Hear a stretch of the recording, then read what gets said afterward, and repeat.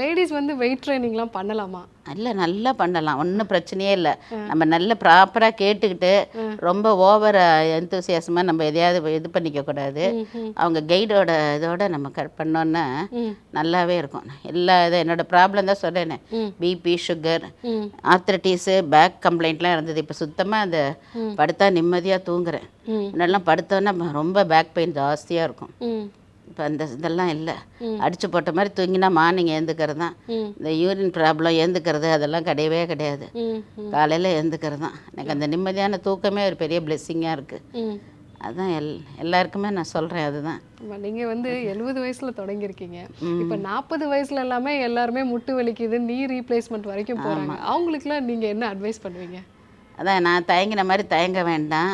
நான் கூட யாராவது ரொம்ப இந்த பார்க்கும்போது ஆஹா இவ்வளோ சீனியர் சிட்டிசன் மாராத்தனில் ஓடுறாங்க, இவ்வளோ இதெல்லாம் நம்மளால அதெல்லாம் முடியுமா, இதெல்லாம் எங்கேயோ தள்ளி நின்று பார்க்குற மாதிரி இருந்தது. இப்போ நானே அது உள்ளே வந்துட்டு நானும் ஒரு இதுவாக பார்ட்டிசிபெண்ட்டாக செய்யும்போது என் பையன் சொல்லுவாம்மா 92 வயசில் அந்த லேடி வந்து மராத்தன் ஓடுறா, நீ அந்த மாதிரி ஓடணுமா.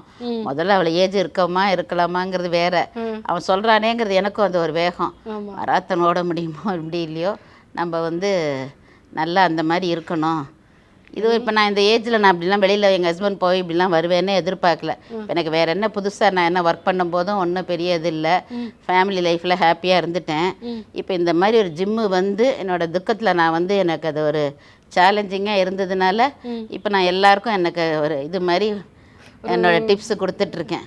ஆஹா, நீங்கள் இன்ஸ்பிரேஷனாக இருக்கீங்க. ஆமாம், ஏன்னா சின்ன பசங்க எல்லாம் என்னை பார்த்து சின்ன லேடிஸ் எந்த கம்ப்ளைண்ட்டாக இருந்தாலும் ஹெசிடேட் பண்ணாதீங்க. இல்லை உங்களை வீட்டில் சீனியர்ஸ் யாராவது அம்மா அப்பா என்ன கம்ப்ளைண்ட்டாக இருந்தாலும் டாக்டரை கேட்டுக்கிட்டு நீங்கள் வந்தீங்கன்னா உங்களுக்கு நல்லாவே இம்ப்ரூவ்மெண்ட் இருக்கும். ஹெசிடேட் பண்ண வேண்டும்.